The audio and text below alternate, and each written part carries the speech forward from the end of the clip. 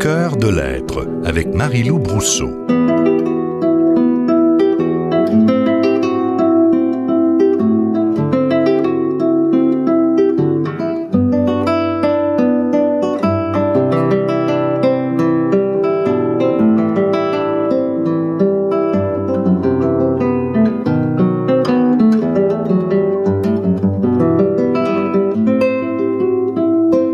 Mesdames et messieurs, bienvenue au cœur de l'être. Marie-Lou Brousseau avec vous et Pierre Degagné à la mise en onde. Aujourd'hui, je reçois Stéphane Schillinger, un être passionné de spiritualité et de psychologie. Il est écrivain et accompagnateur du cheminement spirituel. Au début de l'année 2018, il a créé une page Facebook intitulée « Par un curieux hasard » sur laquelle il relate ses expériences et les enseignements spirituels qu'il reçoit. Et 3 ans plus tard, il compte plus de 12 millions de vues et 47 000 abonnés, peut-être même davantage. Clairement, son parcours et ses enseignements ont un impact important chez les gens qui le suivent, dont je suis également une grande suiveuse. Bienvenue à Radio VM, Stéphane Schillinger. Merci beaucoup. Bonjour Marie-Lou. Bonjour. Je suis curieuse d'abord de connaître votre nationalité, Schillinger. Je suis français, mais les origines sont allemandes puisque en France, il y a une petite région qu'on appelle l'Alsace et qui était pendant longtemps allemande. Et donc, elle a, on va dire, une dimension un peu germanique. Voilà. Vous avez évolué dans le monde sportif de haut niveau jusqu'à l'âge de 21 ans. C'était dans quelle discipline, ça? C'était le billard. J'étais joueur de billard français et disons que de l'âge de 18 ans à 21 ans, je ne faisais que ça, même avant, mais disons que de 18 à 21 ans, ça m'a permis de vivre en complément de mes études et j'ai pu participer à plusieurs championnats du monde et représenter la France à plusieurs reprises. Et vous avez entamé en 2005 une carrière dans la finance jusqu'à devenir gestionnaire de fortune en France puis en Suisse. Et vous avez accompagné pendant plus de 12 ans des dirigeants d'entreprises, des célébrités dans leurs problématiques qui étaient justement liées à des gestions de fortune ou au changement de vie qui en découle bien sûr souvent, mais aussi au lâcher-prise. Est-ce que ce sont ces expériences-là qui ont contribué à votre éventuel parcours sur les sentiers de la spiritualité, ou bien s'il y a eu un moment clé, charnière, qui a déclenché ce processus-là?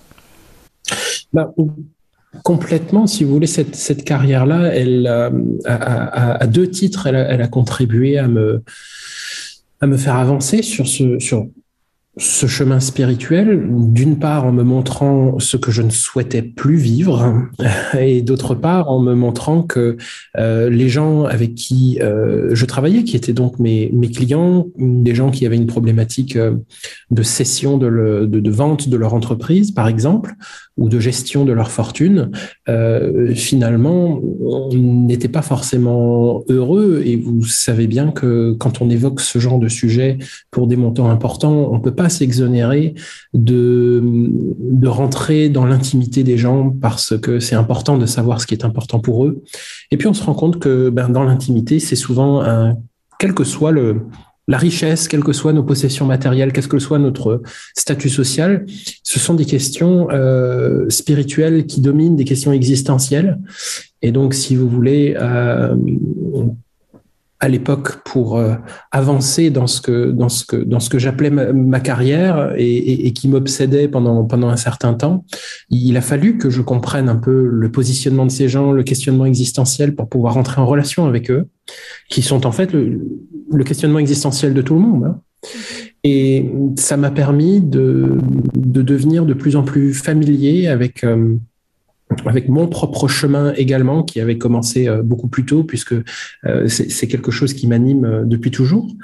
Et puis le monde de la finance, avec tout ce qu'on peut imaginer dans ses travers, dans son matérialisme, surtout quand on travaille parfois jusqu'à 80 heures par semaine, m'a montré ce que je ne souhaitais surtout plus vivre, et m'a montré qu'il fallait à un moment vraiment s'arrêter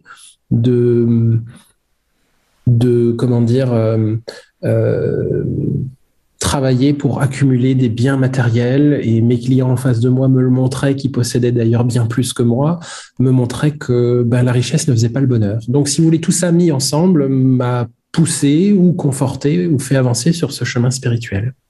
Est-ce qu'on a besoin à ce moment-là de consulter un professionnel de la santé, que ce soit un psychologue, un psychanalyste, ou si on part armé, parfois pas énormément, mais on avance quand même?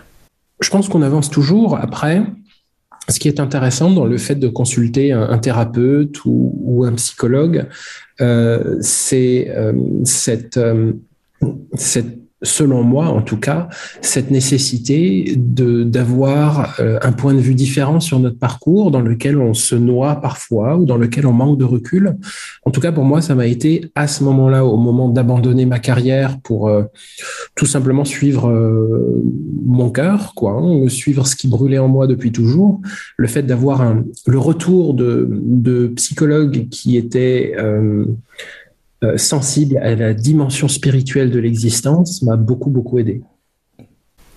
En 2017, c'est un changement majeur, radical que vous vivez. Qu'est-ce qui vous a motivé? Parce qu'on a effectué de nombreuses expériences à travers le monde, que ce soit au Pérou, en Suisse, en Belgique, en Espagne, même au Canada. Vous aviez besoin d'aller à l'extérieur de vous pour vous retrouver à l'intérieur? Oui, en fait, le déclencheur, ça a été la rencontre avec ce qu'on peut appeler les plantes sacrées, ou les médecines amazoniennes à travers l'ayahuasca, dont vous avez peut-être déjà entendu parler, qui est une expérience qui change la vie pour toujours. Hein. C'est une expérience d'une très très grande intensité qu'on pourrait qualifier de spirituelle. Et donc en fait, oui, selon certaines personnes, ça peut représenter ou ça peut ressembler à la volonté d'aller à l'extérieur, mais en fait, cette expérience psychédélique ou antéogène, qui est de toute manière spirituelle, nous mène à l'intérieur de nous-mêmes. C'est aussi, ça répond également à des croyances populaires où on pense que les drogues ou les psychédéliques, qui sont deux choses complètement différentes, nous permettent d'échapper à la vie, et alors que dans le cas des psychédéliques comme l'ayahuasca ou le LSD, c'est tout à fait l'inverse. C'est vraiment un travail d'introspection qui fait qu'on ne peut plus continuer à échapper aux problèmes qui nous entrament. Mais pourquoi aller vers les plantes sacrées? Pourquoi pas faire de la méditation? C'est parce que c'est pas donné à tout le monde d'avoir accès aux plantes sacrées, l'ayahuasca, bien sûr, etc. Ce sont deux voies qui sont vraiment complémentaires en fait. On peut faire l'un sans faire l'autre, néanmoins, l'un et l'autre se répondent. Et en ce qui concerne les psychédéliques ou les plantes sacrées, selon moi, en tout cas dans les écrits et dans ce que je transmets, ces expériences-là sont à la source de la spiritualité et des grandes traditions. Alors on peut le faire par la méditation. J'ai un ami cher qui me disait justement hier, qui utilisait cette métaphore. On peut aller à Rome, par exemple, on peut aller à Rome à pied ou en avion. C'est juste que ça prendra beaucoup plus longtemps. Et si on y va en avion, on manquera un petit peu du paysage. Par contre, on a beaucoup plus de temps pour explorer la ville elle-même. Mettons que moi, Stéphane Schillinger, je décide d'utiliser l'ayahuasca. Comment cette expérience-là peut se vivre? Est-ce qu'on a besoin d'être entouré? Est-ce que c'est une expérience que l'on vit seul? C'est une expérience qui, je pense, qu'il faut considérer comme extrêmement importante, sacrée et intense. C'est pas une décision à prendre à la légère. Donc, il y a deux approches. Il y a des approches qui sont traditionnelles, telles qu'elles sont pratiquées, par exemple, au Pérou depuis au moins 1500 ans, où il y a la présence d'un chaman qui va utiliser le chant pour diriger l'expérience, mais qui va être aussi là pour sécuriser l'environnement. Il y a aussi une diète à suivre, une alimentation à suivre pendant les 2 semaines précédant ce qu'on appelle la cérémonie ou l'ingestion de cette plante, puisqu'il y a des interactions moléculaires qui ne sont pas souhaitables. Donc c'est une diète végane, sans alcool, sans drogue, qui permet d'aborder l'expérience aussi avec plus de clarté et avec plus de avec un corps plus apte à recevoir la plante en question. Et puis, il y a des approches un peu moins traditionnelles qui sont des approches qui sont adaptées à notre occidentalité et à notre, on va dire, notre manque de spiritualité. Quoi qu'il en soit, les deux approches ont absolument la nécessité qu'on soit accompagné dans cette expérience qui n'est pas une expérience à prendre à la légère. Alors, j'imagine que quand on vit des états modifiés de conscience, des expériences mystiques, peut-être même transcendantes, il y a quelque chose en soi qui change, il y a un regard sur le monde qui est différent et qui nous permet d'avancer, mais ça ne veut pas nécessairement dire qu'on a tout réglé. La spiritualité nous amène toujours un peu plus en avant ou en hauteur, ça dépend de la conception de la spiritualité. Pour vous, votre expérience personnelle, que ce soit avec l'ayahuasca ou peu importe, qu'est-ce que ça vous a amené profondément et où en êtes-vous présentement? Quand vous dites, vous dites très justement qu'il y a quelque chose qui change, en fait, c'est l'ouverture d'une porte. Dans plusieurs témoignages, que ce soit des bouddhistes ou des gens qu'on appelle aujourd'hui des maîtres et qui connaissent ces expériences-là, ils peuvent témoigner de l'ouverture d'une porte, c'est-à-dire que cette expérience qui est beaucoup plus intense qu'un état méditatif, on va permettre à l'expérimentateur de voir et de constater qu'il existe quelque chose en dehors de ce monde-là, qu'il existe quelque chose derrière ce monde, comme on essaye de mettre des mots dessus, mais on ne sait pas ce que c'est, d'autant plus que ce n'est pas mesurable ni reproductible par la science. Mais par contre, on en fait bien l'expérience. Il existe une dimension alternative. On essaie d'appeler ça une dimension ou un monde. Et dans les récits sacrés, on appelait ça le paradis ou l'enfer. Où on donnait plein de mots. Aujourd'hui, parce qu'on a les films pour nous aider à mettre des mots, on pourrait appeler ça des dimensions alternatives. Aujourd'hui, donc, l'impact réel, c'est qu'on n'est plus dans la supposition d'autres mondes ou dans la supposition d'un au-delà, mais on est dans l'expérience directe de l'existence et de la visite de ces autres dimensions. Et c'est quand même quelque chose qui est vécu par notre organisme dans ces expériences avec les plantes sacrées. C'est quelque chose qui est vécu par tout le corps et par l'esprit. Et c'est comme si, par exemple, quelqu'un a envie d'aller au Japon, il y a la possibilité d'aller regarder les images du Japon sur Google et puis il se dira, bon, mais j'ai plus besoin d'aller au Japon parce que j'ai vu les images. Ou alors il y a la possibilité d'aller au Japon et le fait que son corps ait vécu ce voyage au Japon, eh bien, sa vie ne sera plus jamais la même puisque son cadre référentiel aura changé et il sera enrichi d'expériences. Et pour répondre à la deuxième partie de la question, où j'en suis aujourd'hui, je ne suis pas sûr que ce soit un sujet duquel on fait le tour. J'essaye de mettre des mots, j'essaye d'explorer, j'essaye de comprendre et d'avancer avec ces médecines-là, toujours dans un cadre légal, puisqu'il y a quelques pays où c'est interdit et d'autres pays encore nombreux où ces expériences-là sont autorisées. Et de votre côté de l'Atlantique, il y a une plus grande tolérance pour ces médecines-là, plutôt que chez nous en Europe. Je pense qu'on a 20 ans de retard sur le Canada et les États-Unis à ce sujet-là. Voilà où j'en suis aujourd'hui. C'est intéressant. On entre habituellement dans une expérience avec plein de bonne volonté. On est rendu possiblement au pied du mur ou bien on a juste une ouverture à aller plus loin au niveau de la spiritualité. Mais souvent, on se retrouve devant une armure, que ce soit nos résistances, que ce soit nos peurs.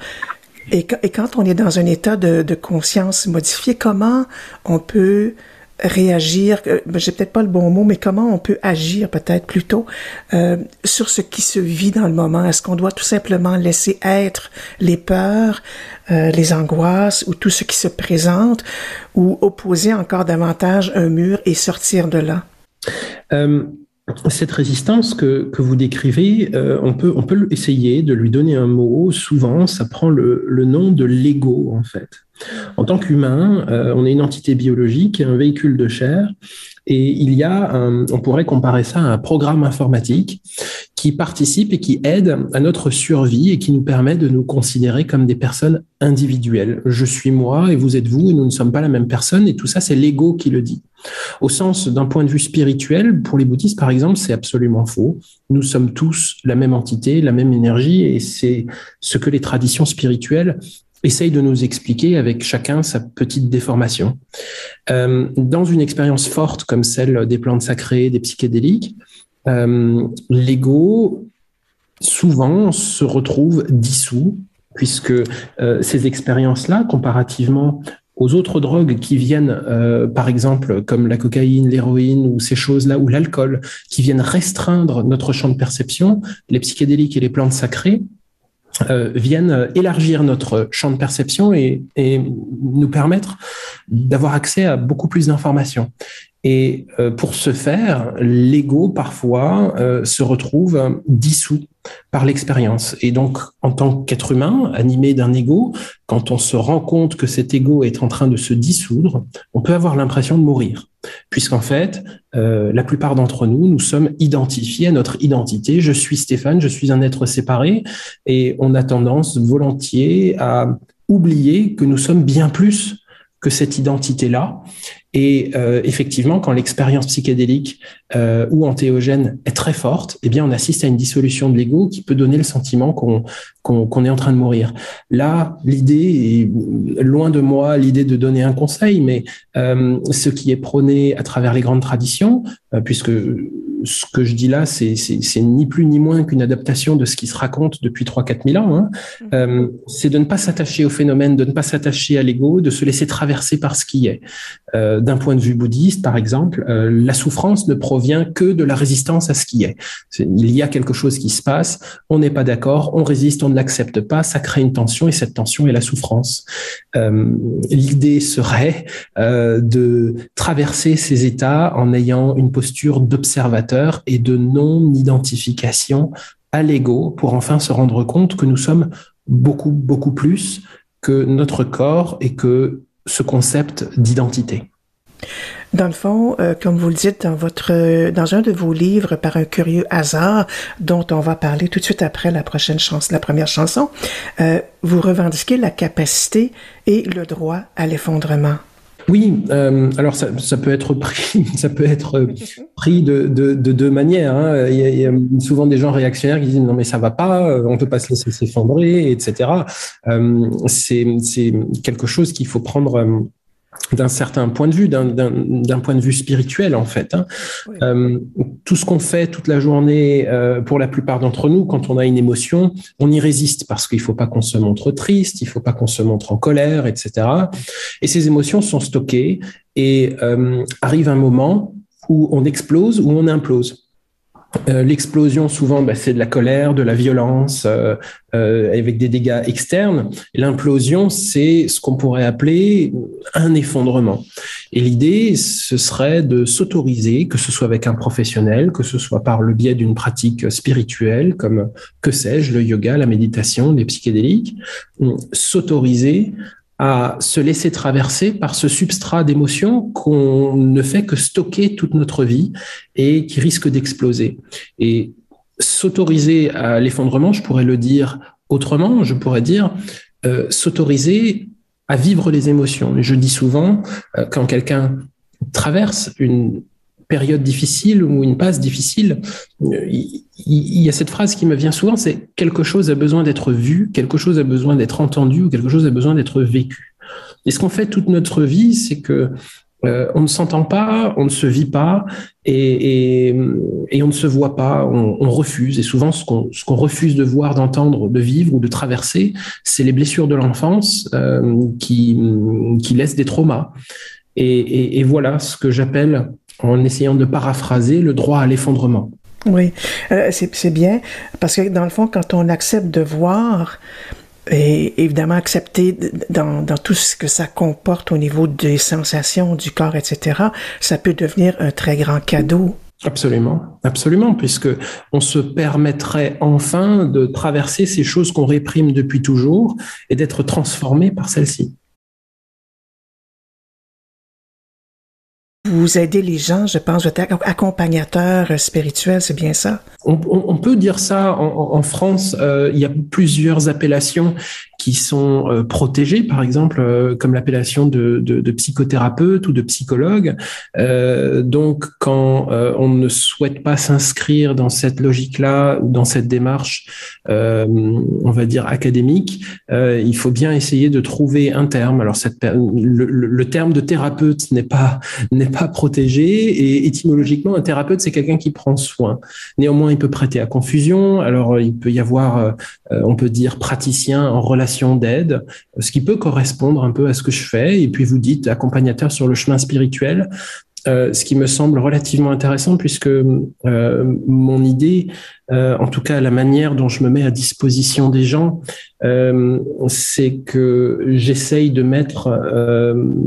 d'inclure les considérations spirituelles et le questionnement existentiel des gens dans l'approche de leurs problématiques, ou en tout cas dans l'approche de ce qu'ils souhaitent régler. Et donc, oui, le terme accompagnateur me semble pertinent. Vous avez traduit en mots plusieurs de vos expériences que vous avez publiées sur la page Facebook et Instagram et que vous avez nommées par un curieux hasard. Avant de poursuivre, j'ai envie de savoir quel est ce curieux hasard. Ah, ça fait référence à... Ça fait référence à Jung, dont je suis passionné, Carl Gustav Jung, qui a développé le principe de synchronicité, puisque on s'en est tous rendu compte dans nos vies. Il y a parfois des coïncidences qui sont tellement troublantes qu'elles deviennent choquantes, qu'elles changent notre perception d'une situation. Et Jung a mis un mot là-dessus. Quand une coïncidence est vraiment extrême et qu'elle est on va dire une résonance entre un état interne et des événements externes, il appelle ça des synchronicités. Et puis, moi, dans mon petit chemin, j'aime appeler ça des curieux hasards, c'est-à-dire des hasards qui m'arrivent, des choses qui sont assez invraisemblables, et je trouve ça très curieux. Et donc, j'ai toujours cru dans notre capacité à générer ces curieux hasards à travers plusieurs lois. Alors, certaines personnes vont appeler ça la loi de l'attraction, mais en tout cas, j'ai été obligé, pour ma part, de constater que nous sommes tous reliés à un niveau subconscient et que les curieux hasards sont souvent les rencontres entre ces subconscients-là ou entre des intentions de plusieurs personnes. Vous avez transposé ces textes qu'on retrouve sur Facebook et Instagram dans 4 tomes du même nom, donc nommés par un curieux hasard, des livres qui se sont vendus à plusieurs milliers d'exemplaires. Vous dites, et je vous cite, j'espère que je vous cite bien, les mots que renferment ces livres sont nés d'un désir, celui du cadeau désintéressé à l'autre, là-bas, de l'autre côté de l'écran. Puisse-t-il être vos compagnons de route, une brèche dans le rempart de la réalité, une lueur dans la caverne, un caillou blanc sur le chemin, peut-être même deviendront-ils ce cadeau que vous ferez à votre tour au monde, à l'autre, là-bas, qui, comme vous, brûle du désir de mieux se connaître soi-même. Et j'imagine que je l'espère, qu'il y a quelque chose de très réparateur et de libérateur dans cette démarche d'écriture pour vous et pour l'autre.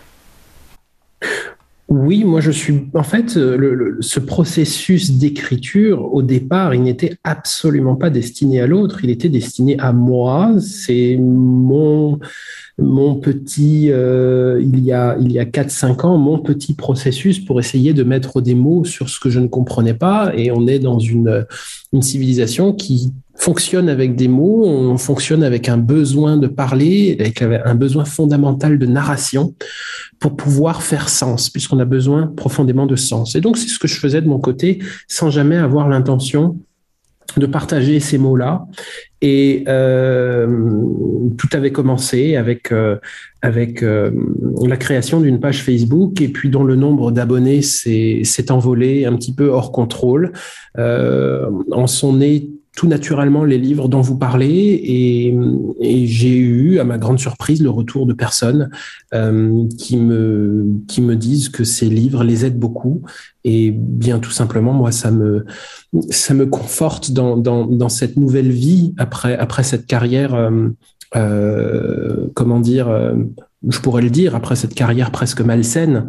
Ça me conforte sur le fait que je suis sur le bon chemin, puisque je suis utile à quelque chose, et ça me permet moi aussi d'avancer. On parle beaucoup du sens dans notre société. Qu'en est-il du non-sens? Est-ce qu'on peut l'envisager aussi comme un passage, comme un possible de réalisation personnelle?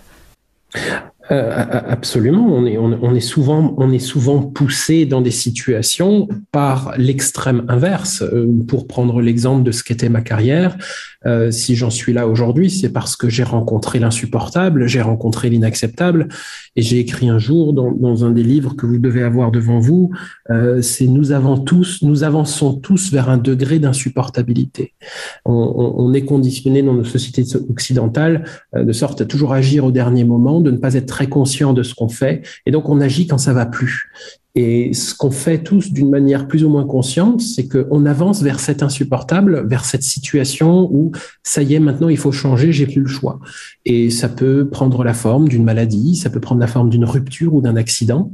Et bien sûr, tout ça procède d'un profond manque de sens au départ.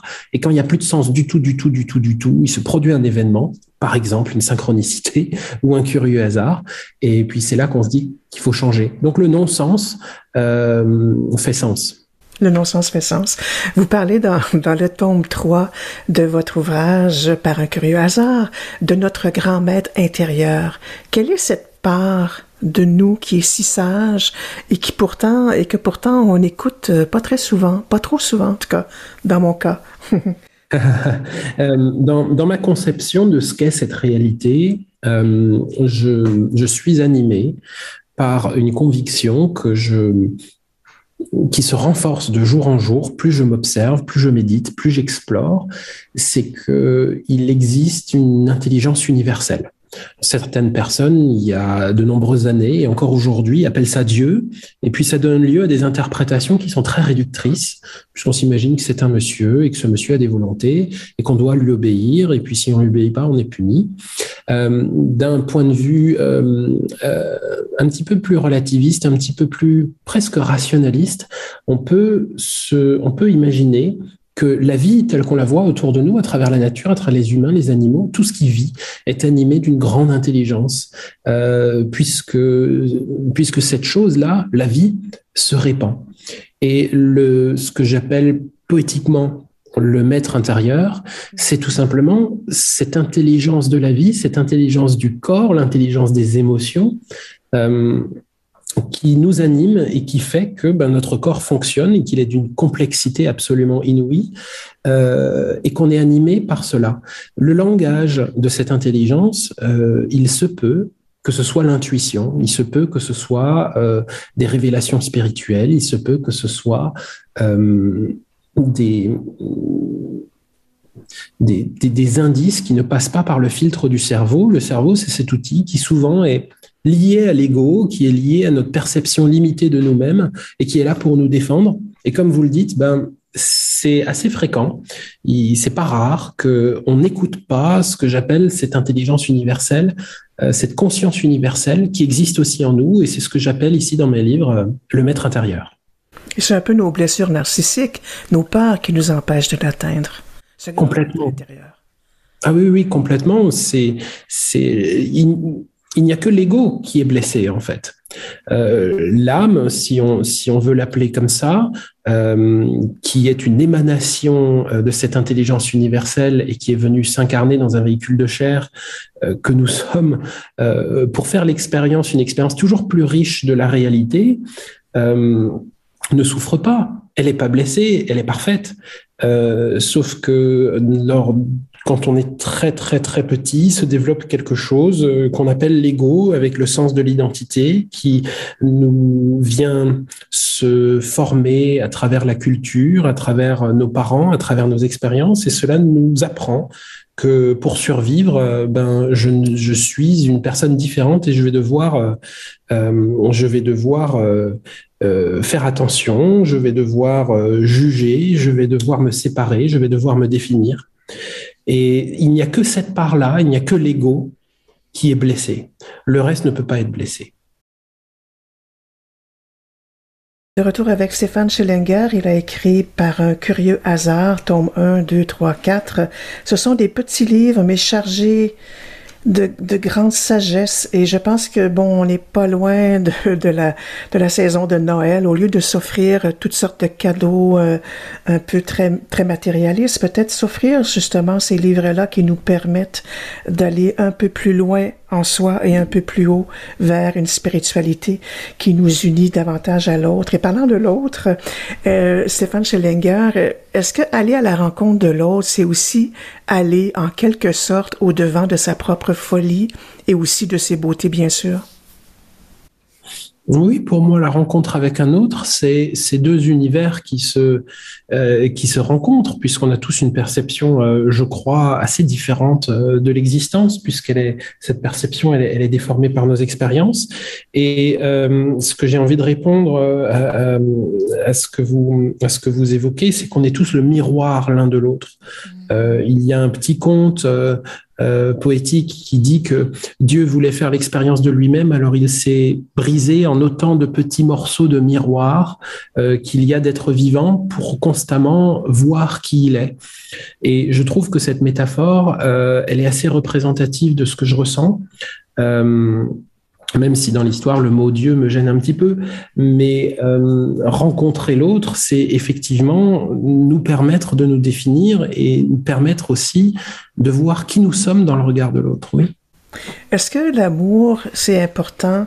Je parle évidemment de cet amour qui est plus vaste, beaucoup plus grand que soi, et comment on peut s'ouvrir à cet espace, cette dimension qui est au-delà du corps humain et qui habite le corps humain? Voilà une question bien compliquée. Dans notre langue française, on n'a qu'un mot pour dire amour. Parfois, on dit passion quand c'est débordant. Mais par exemple, les Grecs, ils avaient 11 mots. C'est-à-dire qu'ils avaient une granularité bien supérieure à la nôtre pour déterminer plusieurs types d'amour. Et vous, là, vous parlez d'un amour particulier qui pourrait... chez les Grecs, ils appelleraient ça, par exemple, agapé, qui est quasiment une dimension mystique de l'amour. Moi, j'aime bien dire que l'amour, c'est cette force qui fait tenir les atomes entre eux. Puisqu'aujourd'hui, on ne sait pas quelle est cette énergie qui fait que tout tient ensemble. On dit que c'est une loi, on dit que c'est une force primaire, mais en tout cas, moi, il me semble que le fait que tout tienne ensemble, ça naît d'un désir fondamental. Et là, on est vraiment dans des considérations purement ésotériques, et que ce désir, sa source, c'est l'amour, et on n'explique pas vraiment. Et nous, petits êtres humains, on arrive à faire l'expérience de cet amour universel si on se met dans une posture d'observateur. Donc, par exemple, c'est des choses qui sont atteignables à travers la méditation, mais en tout cas, la plupart d'entre nous, on est pris dans un flot de considérations matérialistes, professionnelles, avec nos blessures, surtout si on les regarde pas et si on ne les explore pas, et on est rarement en contact avec cette dimension d'amour universel qui, à mon sens, est à la source du sentiment spirituel et à la source du sentiment mystique. Dans un monde, Stephan Schellinger, qui est intrinsèquement dualiste, est-ce qu'il est vraiment possible, d'atteindre l'harmonie intérieure ou une relation, peut-être pas parfaite, j'y crois pas, mais une relation presque parfaite avec l'autre et avec soi-même? Eh bien, je ne sais pas. Je peux pas. Aujourd'hui encore, je peux pas dire oui ou non. En tout cas, ça prend la bonne direction dès lors qu'on observe, et dès lors qu'on fait silence, et dès lors qu'on tourne le regard à l'intérieur de soi plutôt qu'à l'extérieur. C'est Jung encore qui disait celui qui regarde à l'extérieur rêve, et celui qui regarde à l'intérieur s'éveille. L'harmonie, oui, plus que la perfection, parce qu'en fait, je pense qu'il est utile de se rappeler que notre nature humaine, c'est d'être une dualité déjà, c'est un esprit ou une âme, peu importe comment on l'appelle, dans un corps de chair. Donc il y a une dimension immatérielle et une dimension matérielle. Donc on est déjà duel. Les religions parfois le représentent, et la croix christique aussi peut être interprétée comme l'intersection entre deux réalités, une horizontale et une verticale. Donc je pense que l'harmonie est bien une des quêtes qui est intéressant de poursuivre en gardant à l'esprit qu'on est fondamentalement duel et que c'est le fardeau et le cadeau, deux faces d'une même pièce de l'être humain, que d'être à la fois matière et esprit. Vous parliez tout à l'heure des plantes sacrées. Est-ce que la méditation, elle aussi, peut nous amener à atteindre des états de conscience qui, justement, nous font vivre un état unifié, d'une certaine façon? Absolument, absolument. Et comme on le disait en début de cet entretien, c'est un chemin qui est beaucoup plus lent et qui peut être aidé par la pratique des plantes sacrées. Mais qui ne peut pas, à mon sens, la méditation est le chemin, la pleine conscience est le chemin, les plantes sacrées et les psychédéliques sont la destination et sont ce coup de pouce qui peuvent nous permettre d'ouvrir la porte. J'aime beaucoup aussi la métaphore des pas dans la neige, une expérience forte avec les psychédéliques ou les plantes sacrées montre un chemin qui ensuite est plus facile à suivre à travers une pratique spirituelle ou méditative. Et justement, ce qui est intéressant pour faire écho à l'avant-dernière question, c'est que ce chemin, on se rend compte souvent qu'il est non-duel.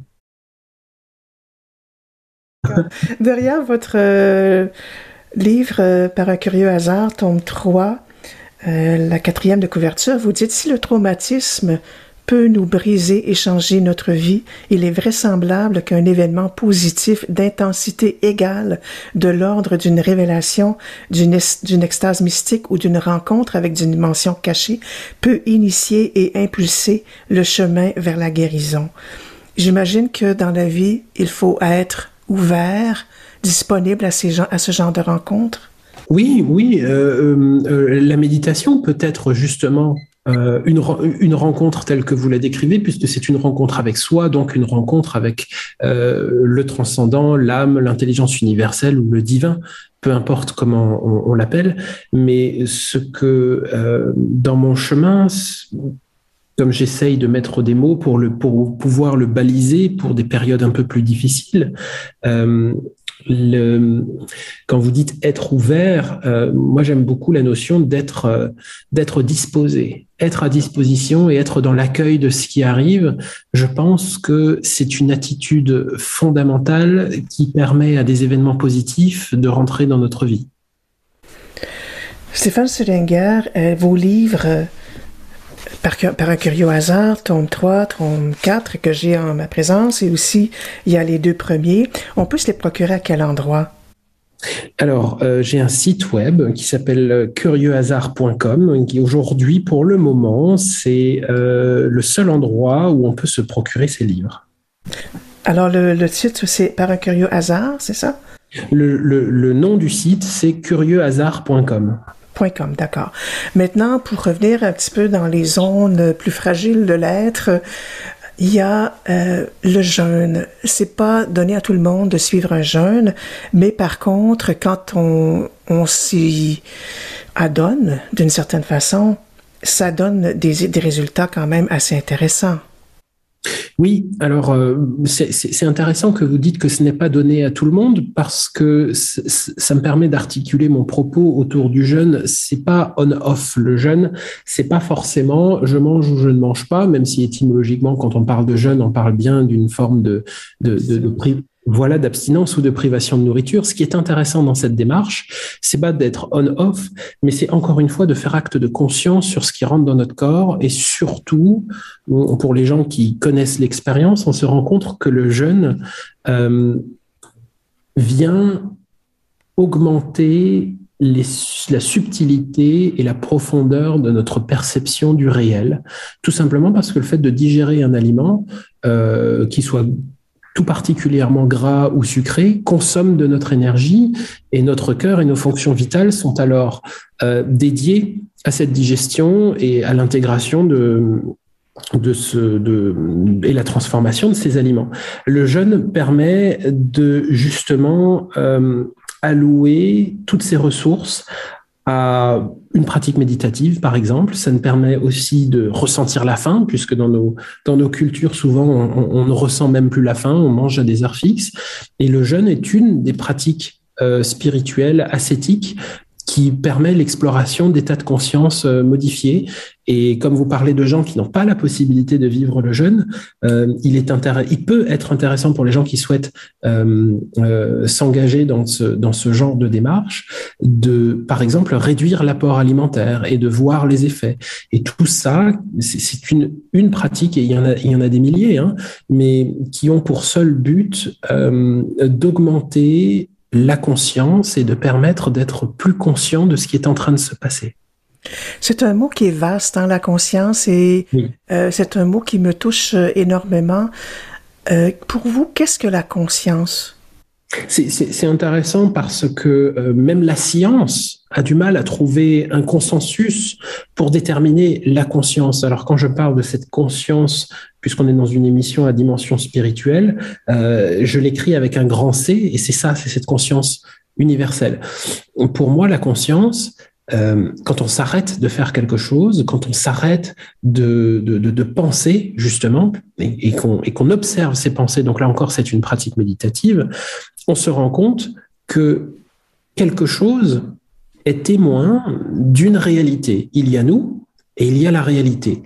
Et cette capacité de percevoir que quelque chose existe en dehors de nous ou même à l'intérieur de nous, c'est la conscience, peut-être même la conscience avec un petit c. Et plus on avance dans la relation et dans la perception de cette drôle de chose qui est en train de se passer à ce moment même, quand on arrête de parler et quand on est en silence, et par exemple, on se concentre sur la respiration. On peut aussi y avoir des pratiques contemplatives.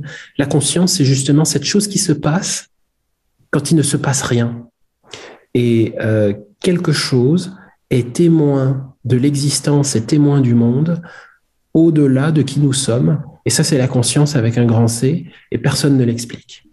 C'est très beau quand vous dites témoin du monde, ça me touche énormément. Une personne qui désire entamer la guérison de ses blessures, un processus d'évolution intérieure, là je vais sembler un peu étapiste, là, mais par où doit-elle commencer vraiment? Oui, c'est vraiment utopiste, oui. C'est étapiste. Je pense qu'elle doit commencer par ce qui lui parle, tout simplement. S'il y a autant de chemins possibles, c'est que ces chemins parlent à chaque fois à certaines personnes plus qu'à d'autres. Alors certaines personnes vont se diriger vers la méditation, d'autres vers le fait de consulter un psychologue, d'autres vers les religions. Je le souhaite le moins dogmatique possible, puisque je suis fâché avec la notion de dogme. Et pour d'autres, ce sera les psychédéliques. Je pense que, encore une fois, l'idée, c'est d'être tout simplement de s'autoriser. Je dis souvent, il n'y a pas de situation plus génératrice de maladie que le fait de se forcer à quelque chose ou le fait de s'empêcher à quelque chose. Et là, l'idée, c'est de s'autoriser à s'explorer, de s'autoriser à aller découvrir quelque chose pour justement en faire l'expérience. Et donc, quand vous me demandez par quoi commencer, par ce qui résonne dans le ventre, en fait, plutôt que dans le cerveau. Stéphane Schillinger, ça a été un moment extraordinaire avec vous. J'espère qu'on pourra renouveler dans le temps. C'est malheureusement tout le temps qu'il nous reste. Merci infiniment. Je répète le titre de vos différents tomes, tome 1, tome 2, tome 3, tome 4, par un curieux hasard, et on peut communiquer avec vous évidemment par stéphaneschillinger.com. Non, pas ça du tout. Par uncurieuxhasard.com. C'est bien ça? C'est bien ça. D'accord. Merci infiniment.